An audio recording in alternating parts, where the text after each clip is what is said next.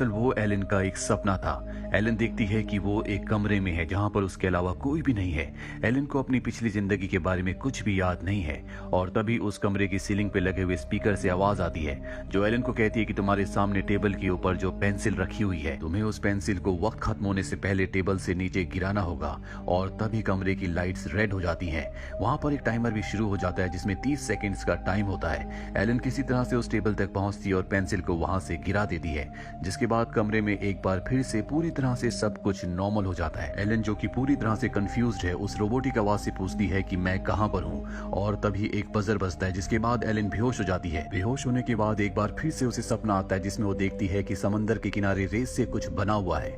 इसके बाद वो होश में आ जाती है। वो देखती है कि उसके हाथ पैर बंधे हुए हैं और एक बार फिर से वही रोबोटिक आवाज उसे कहती है कि टेबल के ऊपर जो पेंसिल रखी हुई है, टाइम खत्म होने से पहले तुम्हें उसे वहां से हिलाना होगा, नहीं तो हम तुम्हारी बेटी को मार देंगे। इसके बाद एक बार फिर से रेड लाइट जल जाती है। एलन को अब याद आ चुका है कि उसने पहले सपने में समंदर के किनारे जिस छोटी बच्ची को देखा था वो उसी की बेटी है। अब उसके हाथ पैर बंधे हुए होते हैं, इसीलिए वो अपने शू लेसिस से अपने बंधे हुए हाथों को खोलती है और अपने शू को पेंसिल के ऊपर फेंकती है, जिससे पेंसिल उस जगह से हट जाती है और एक बार फिर से इस कमरे में लाइट्स पूरी तरह से नॉर्मल हो जाती हैं। इसके बाद एक बार फिर से बजर बजता है और वो बेहोश हो जाती है और उसे एक बार फिर से सपना आता है जिसमें वो समंदर के किनारे अपनी बेटी को देखती है जो रेत में खेल रही होती है और एक गाना गुनगुना रही होती है। वो अपनी मॉम यानी एलन से कहती है कि तुम भी मेरे साथ इस गाने को गुनगुनाओ। एलन भी ऐसा ही करती है और वहीं पर सो जाती है और जब वो वहां पर सोती है तो उसकी नींद कमरे में खुलती है। दरअसल एलन के साथ क्या हो रहा है एलन को कुछ नहीं पता। इस बार एलन के हाथ पैर खुले हुए होते हैं, इसीलिए वो इस कमरे से निकलने का, बाहर जाने का रास्ता ढूंढती है, लेकिन उसे कोई भी रास्ता नहीं मिलता।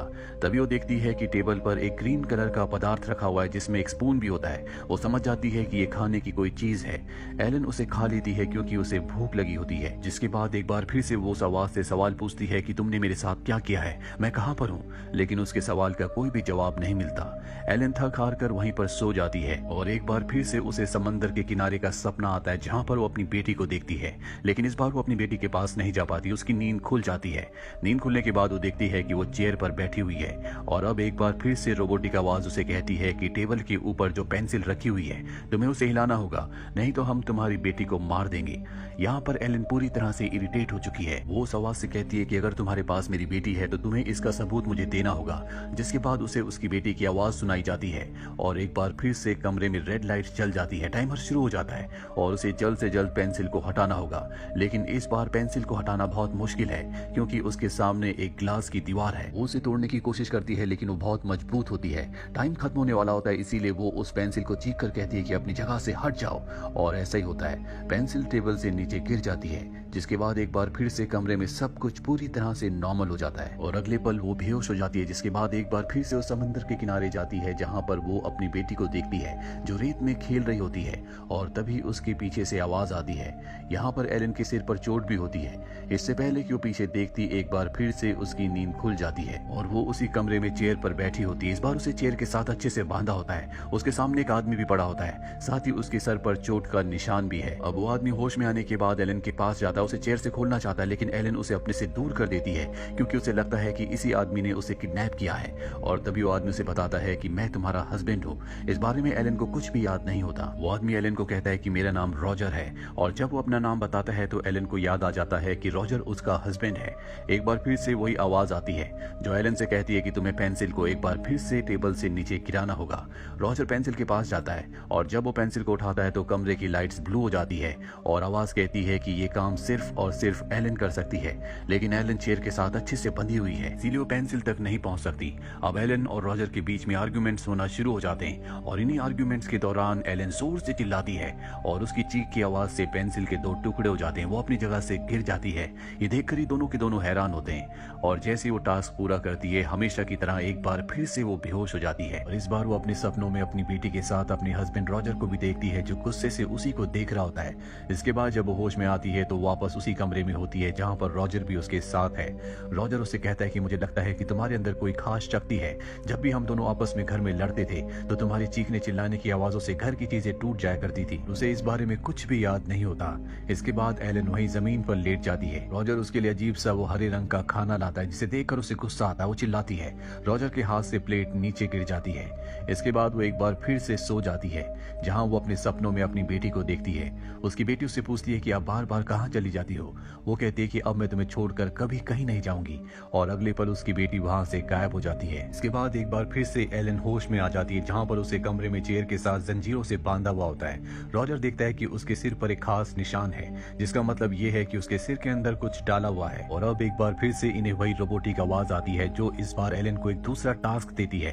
टेबल के ऊपर एक बॉल होती है, जिसे उसे एक बाल्टी के अंदर डालना है, लेकिन टेबल को भी नीचे से पूरी तरह से फिक्स किया गया है और एलन को भी कुर्सी से बांधा गया है, इसीलिए वो अपने आप को मूव नहीं कर सकती, ना ही टेबल को उसके पास लाया जा सकता है। इसीलिए उसका हस्बैंड रॉजर कहता है कि तुम्हारे अंदर शक्तियां हैं, तुम्हें उन शक्तियों का इस्तेमाल करना होगा, उन शक्तियों से तुम टेबल को अपने पास ला सकती हो। एलन आंखें बंद करके पूरा ध्यान लगाती है, जिसके बाद टेबल उसकी तरफ आना शुरू हो जाती है। रॉजर भी उसकी मदद करता है और बॉल जो कि टेबल के ऊपर होती है बाल्टी के अंदर चली जाती है। इन दोनों ने टास्क को पूरा कर लिया है, पर हर बार वो टास्क को पूरा करने के बाद बेहोश हो जाया करती थी, पर इस बार वो बेहोश नहीं होती। और साथ ही एलन को ये भी याद आ जाता है कि वो समंदर के किनारे अपनी बेटी का बर्थडे मनाने के लिए अपने हस्बैंड के साथ गई थी।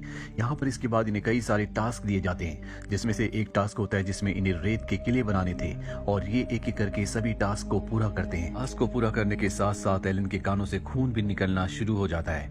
यहाँ पर ये दोनों अजीब सा खाना खाकर जिंदा रहते हैं, जो कि हरे रंग का है। इन्हें यहाँ पर कई दिन हो जाते हैं और एक दिन एलन को टास्क दिया जाता है कि उसे एक गन को असेंबल करना होगा, पर वो चाहकर भी उसे अपनी शक्तियों से असेंबल नहीं कर पा रही होती। इस बात से रॉजर को गुस्सा आता और इन दोनों के बीच में आर्गुमेंट शुरू हो जाते हैं, और गुस्से में एलन अपनी शक्तियों से गन को असेंबल करके रॉजर की तरफ गोली चला देती है, पर इससे पहले कि रॉजर को गोली लगती, गोली हवा में ही रुक जाती है, जिसके बाद एलन एक बार फिर से बेहोश हो जाती है। बेहोश होने के बाद वो अपने सपने में जाती है, जहां पर वो देखती है कि उसकी बेटी ने रेत से किला बना दिया है, पर तभी रॉजर वहां पर आकर किला तोड़ देता और कहता है कि मुझसे गलती से ऐसा हो गया।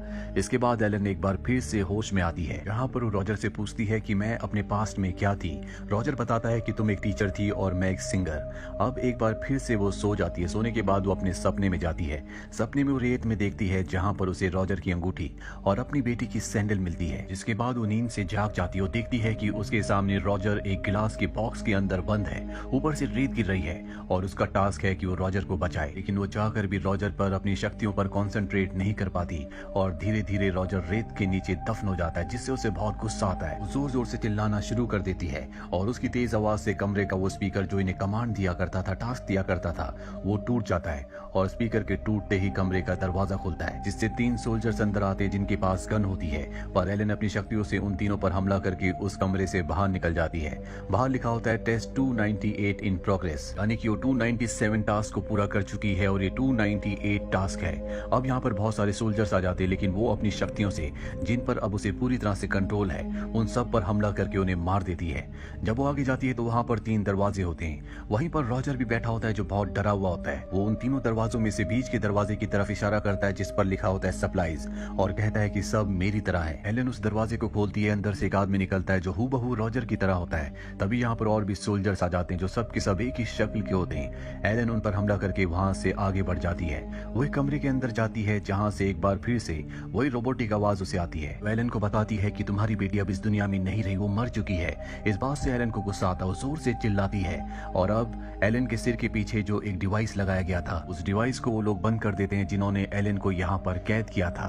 दरअसल उस डिवाइस से वो एलन की यादों को मिटाते थे, और अब जबकि डिवाइस बंद कर दिया गया है तो उसे अपनी सारी यादें मिल जाती है, जिसमें उसे याद आता है कि जब वो अपनी बेटी का बर्थडे मनाने के लिए अपने हस्बैंड के साथ बीच पर गई थी तो उसका और रॉजर का आपस में झगड़ा हो गया था, जिसके बाद वो गुस्से से जोर से चिल्लाई थी और उसके चिल्लाने की वजह से रॉजर और उसकी बेटी की मृत्यु हो गई थी, और ये गिल्ट उसके अंदर अब भी होता है। अब यहाँ पर ऊपर से एक बार फिर से रोबोटिक आवाज आती है, जो एलन से कहती है कि तुम्हारे अंदर जन्म से ही बहुत सारी नेचुरल पावर शक्तियां थी और उन्हीं शक्तियों को टेस्ट हम करना चाहते थे, इसीलिए हमने तुम्हें अलग अलग टास्क दिए।